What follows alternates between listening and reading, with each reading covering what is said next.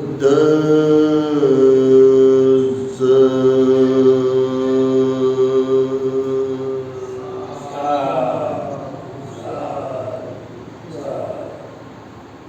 त्या महान अर्हंत भगवंतांना सम्यक संबुद्धांना त्रिवार पंचांग प्रणाम करतो.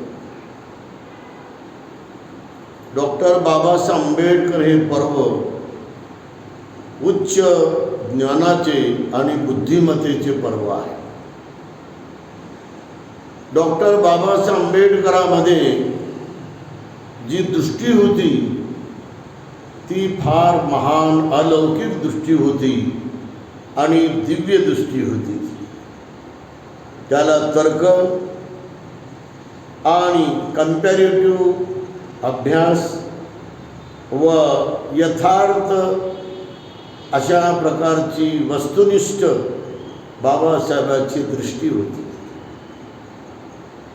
बाबासाहेबांचा जो दृष्टिकोन होता तो फार प्रांजळ, प्रामाणिक, बुद्धिवादी आणि यथाभूत ज्ञान दर्शनाचा होता. यथाभूत ज्ञान दर्शन म्हणजे कोणत्याही वस्तूला चटकन समजून घेणं आणि त्याची परिपूर्ण ज्ञानप्राप्ती आपल्यामध्ये जागवणं. म्हणून बाबासाहेब आंबेडकरांनी आपल्या दृष्टीमध्ये कोणत्याच प्रकारे दैववादाला महत्त्व दिलेलं नाही,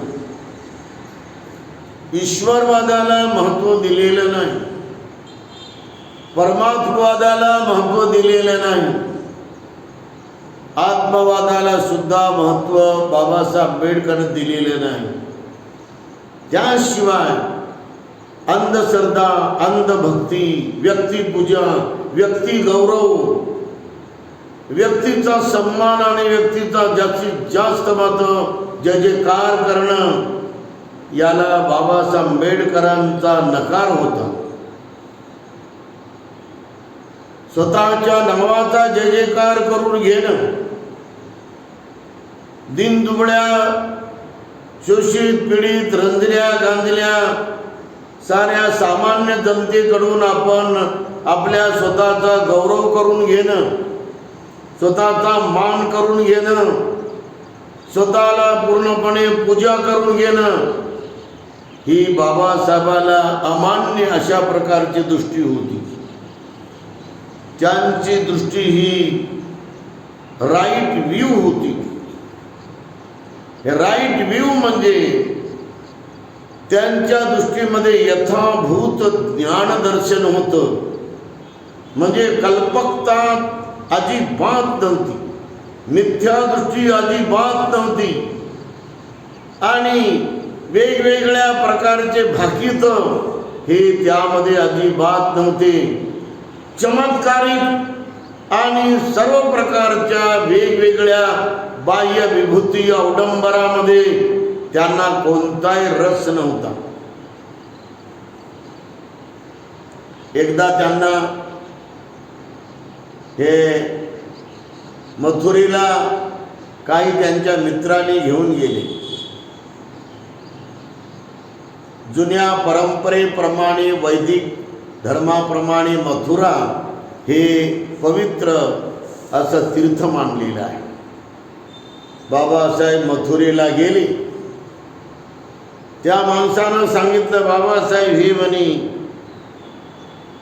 लोक या ठिकाणी आणून आपल्या बापाचे, मेलेल्या बापाचे हाडं, मेलेल्या आईचे हाडं, मेलेल्या भावाचे, बहिणीचे, वहिनीचे, दादाचे, आजोबाचे हाडं, आजीचे हाडं इथं आणून टाकतात. हे म्हणे पूर्ण स्वर्ग प्राप्तीचा हा हौद आहे म्हणे. बाबासाहेबांनी असं वाकून पाहिलं तर त्या हौदामध्ये साऱ्या आळ्याच आळ्या, किडे माकोडे, संपूर्ण शेवाळ, सारा गदळपणा दिसला त्यांना. बाबासाहेबांनी यांना कसं स्वर्ग मिळणार म्हणे. हे तर इथं किडे माकोडे यांच्या हाडाला चिटकून बसले म्हणे. हे सर्व कोणी जरी बाबासाहेबांच्या पायाला हात लावत असेल आणि हात लावण्याचा जर प्रयत्न केला बाबासाहेबांच्या पायावर डोकं ठेवून, तर बाबासाहेब त्याच्या पाठीवरती दणकन काठी मारत असत. व्यक्तिपूजा ही त्यांना मान्य नव्हती. व्यक्तीचं पूर्णपणे दर्शन घेणं हे त्यांना मान्य नव्हतं. त्यांना मान्य होतं ज्ञानाचं दर्शन घेणं. त्यांना मान्य होतं गुणवत्तेचं दर्शन घेणं. आणि ज्ञानाचं दर्शन घेतलं तर ते ज्ञानी बनण्यासाठी, गुणवत्तेचं दर्शन घेतलं तर गुणवान बनण्यासाठी.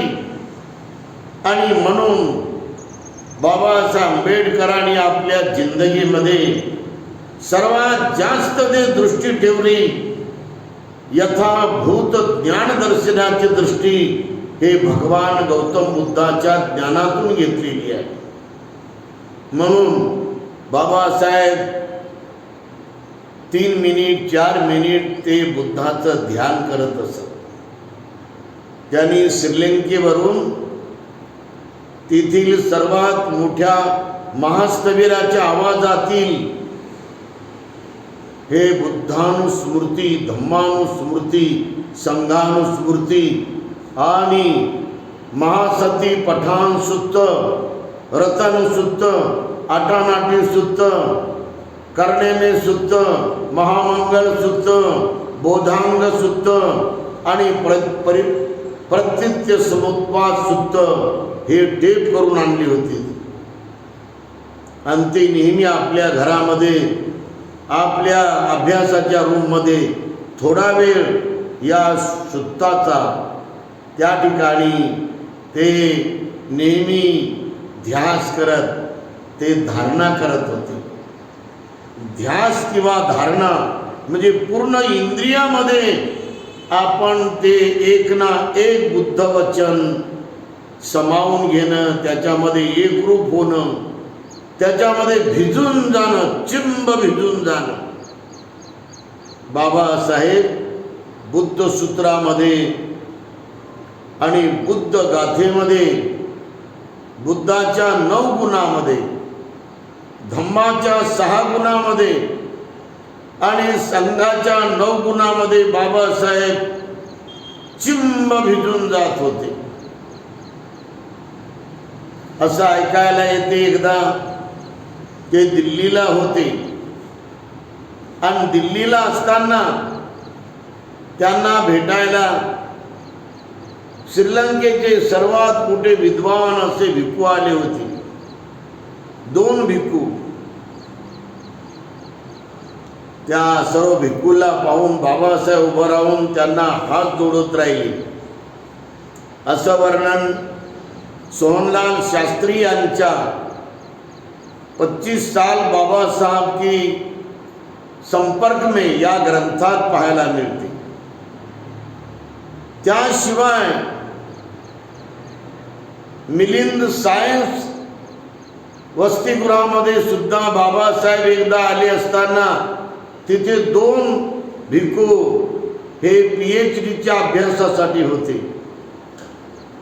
मी जेव्हा इथे आलो तेव्हा त्याचा बारकाईनं अभ्यास केला आणि मला प्रै सोनकांबळे आणि डॉक्टर शेषराव मेश्राम यांच्याद्वारे हे कळालं की बाबासाहेबांनी या रिसर्च करणाऱ्या दोन्ही भिक्खूला जाऊन त्यांच्या रूममध्ये विचारलं आणि ते असे म्हणाले की मी काही दिवसानंतर लगेच बौद्ध धम्माची दीक्षा घेणार आहे.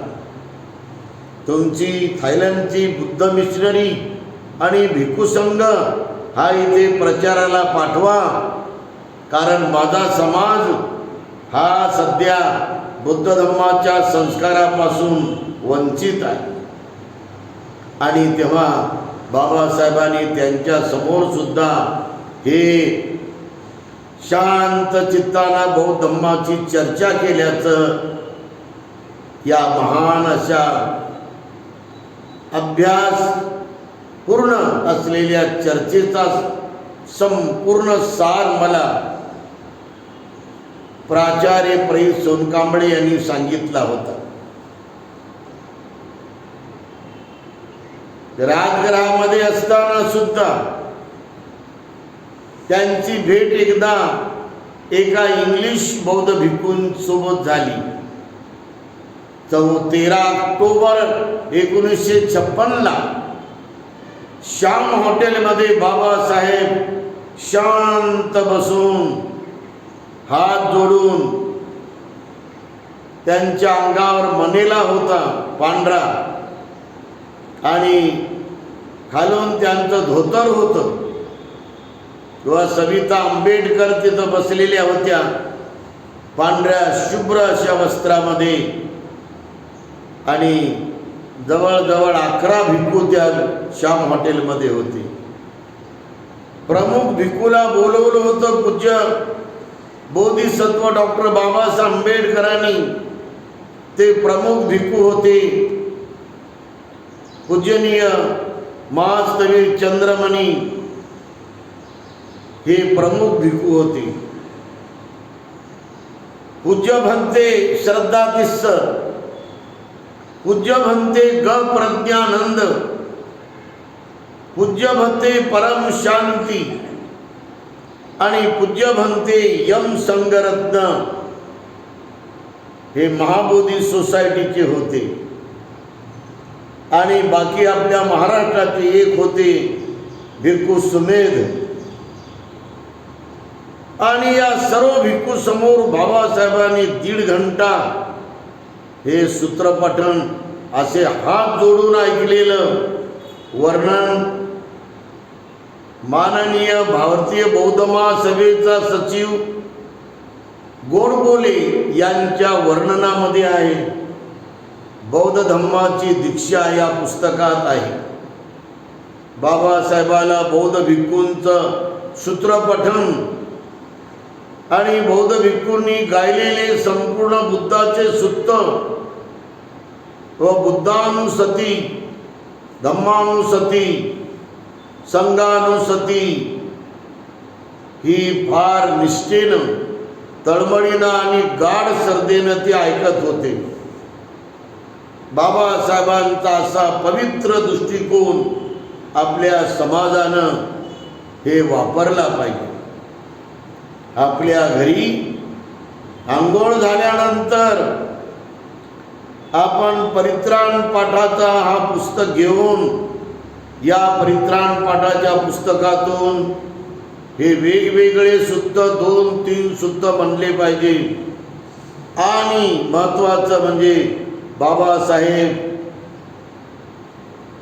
श्रीलंकेचे भिक्खू धम्मानंद यांच्या आवाजातील ते धम्मपद ऐकत होते.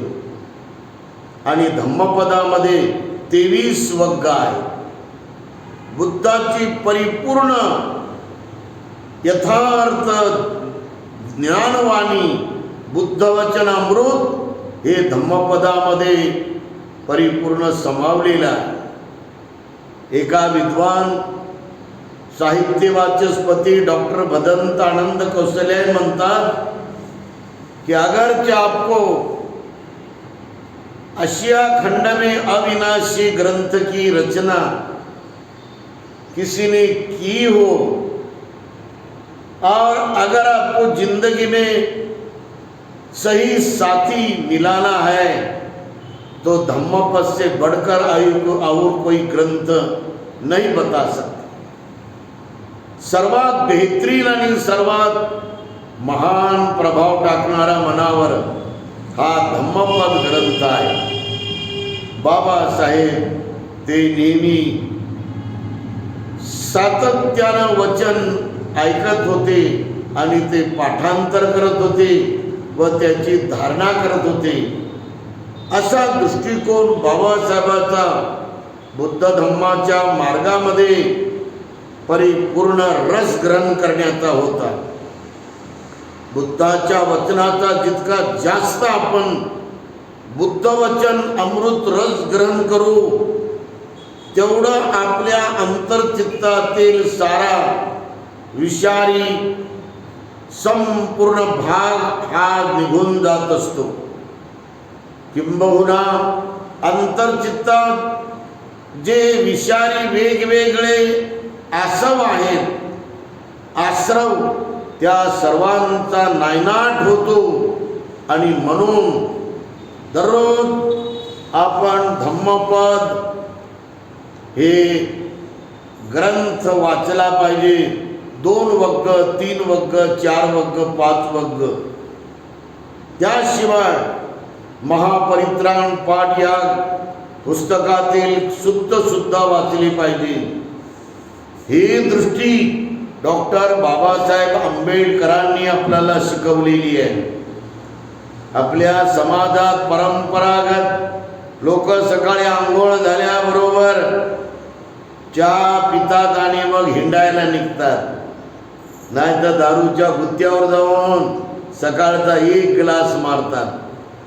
हे अत्यंत गलिच्छ वर्तन आहे. मी रात्री 11:30ला इथे आलो कंगर वॉटर पाणी घेऊन, आणि सिद्धार्थ पुंडे साहेबांनी मला इथं आणून सोडलं. तर पलीकडल्या भिंतीजवळ 3 माणसं आपले दारू पिऊन पूर्ण मुर्दा पडल्यासारखे पडले होते. बघा, असं चित्र आपल्याला पाहायला मिळते. आणि म्हणून याचा प्रचार प्रसार जागृती अभियान मोठ्या प्रमाणात होण्याची गरज आहे.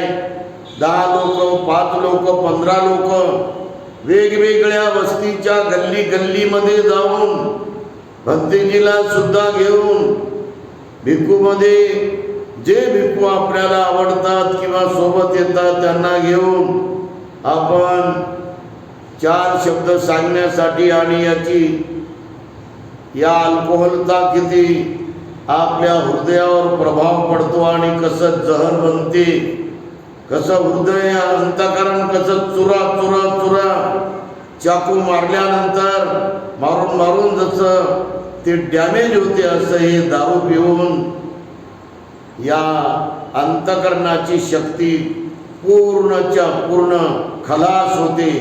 हे आपल्याला सांगण्याची गरज आहे.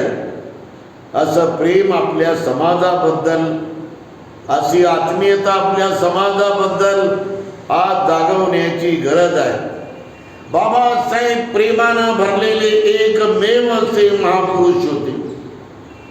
माणसावर त्यांचा अखंड प्रेम होतं आणि प्राण्यावर सुद्धा. मनुष्य आणि प्राण्यावरलं प्रेम करणारा जगातला पहिला हा महापुरुष मी पाहिला, की ज्याने आपल्या जीवनामध्ये आतोनात आपल्या माणसावर प्रेम केलेलं आहे. ते 7 समुद्रापलीकडे किती लांब असले, ते जर्मनीला असले, लंडनला असले,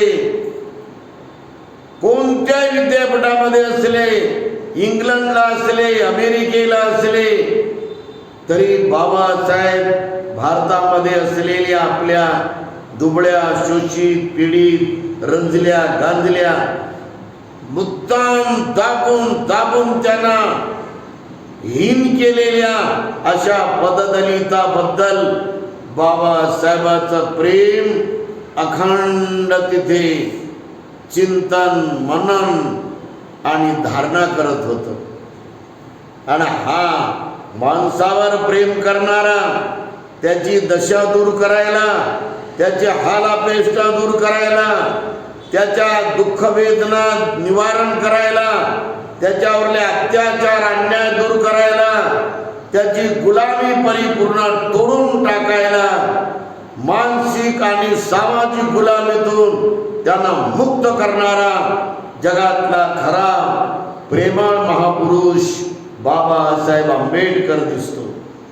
आणि म्हणून प्रेमानं ओतपोत भरला त्या माणसाजवळ जाऊन, त्या माणसामध्ये बसून, त्या माणसासोबत हितगुज घेऊन संपूर्ण त्याचे दुःख हालापेष्टा पाहून बाबासाहेब त्याच्या निवारणासाठी झगडत राहिला, झटत राहिला, झिजून गेला. हे आपल्या समाजानं आज काम केलं पाहिजे. डॉक्टर बाबासाहेब आंबेडकर सर्व देण्याचंच काम करत राहिला. त्यांनी कुणापासूनही सोनं चांदी पैसा किंवा रुपयाच्या थैल्या घेतल्या नाही. बाबासाहेब सातत्यानं देत राहिले लोकांना. कोणताही समाज असू द्या त्याला बाबासाहेबांनी दिलेला आहे. बाबासाहेब एक मानवतेची देणगी होती, डोनेशन होतं ते. ज्याला इज्जत पाहिजे त्याला इज्जत दिली, ज्याला मान नव्हता त्याला मान दिला, ज्याला स्वाभिमान नव्हता त्याला स्वाभिमान दिला, ज्याला समता नव्हती त्याला समता दिली, ज्याला न्याय नव्हता त्याला न्याय दिला, ज्याच्यात जागृती नव्हती त्याच्यात जागृती जागवली, जो मेल्या मुर्द्यासारखा होता त्याला पेटून पेटून पेटून त्याच्या अस्तित्वासाठी त्याला पेटून सोडलं आणि त्याला परिपूर्ण सजग बनवलं, जागरूक बनवलं. असा बाबासाहेब आंबेडकर देत राहिला. त्यांनी देण्याचं काम केलं. ज्याला आपुलकी पाहिजे त्याला आपुलकी दिली, ज्याला धैर्य पाहिजे होतं त्याला धैर्य दिलं, ज्याला हिंमत पाहिजे होती त्याला हिंमत दिली, ज्याला वाघासारखं बळ पाहिजे होतं त्याला वाघासारखं बळ दिलं. असा युग पुरुष, असा खरा साथीदार, असा खरा वडीलधारी आपला बाप या विश्वामध्ये फक्त डॉक्टर बाबासाहेब आंबेडकरच झालेला आहे. सर्वांचं मंगल हो, सर्वांचं मंगल हो, सर्वांचं मंगल हो. अभिवादन निजं वड्डा पचायिनो चदारो धम्मा वड्डन्ति आयिवन्नो सुखं बलं.